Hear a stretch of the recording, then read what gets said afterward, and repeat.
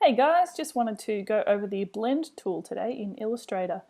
It's not as scary as it seems. I know some people can be a bit put off by it, but just have a play around with it and I'll show you how to make objects like this. They look like it might have taken me a while to do, but it's really quick. So I'll just undo the last two steps. As you can see, that's all it takes. So I've just made one object here and another object here.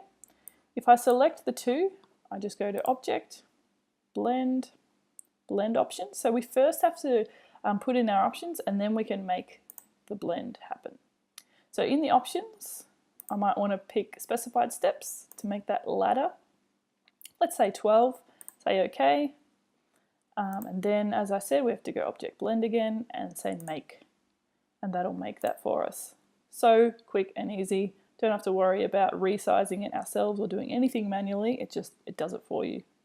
Same with color. So we might have two shapes, two different sizes and two different colors. You could do the same thing with the steps, or we could go Blend Options, change it to Smooth Color, say OK, and then Object Blend Make, and it turns it into this really nice little color thing for us. Yeah, as I said, really quick, really easy. And I'll just mention one more thing you might find useful if you wanted to remove, because this is now one shape. It moves as one shape. So if you wanted to maybe remove a couple of these lines, whatever you're trying to do, you can go up to Object, Blend, and then say Expand.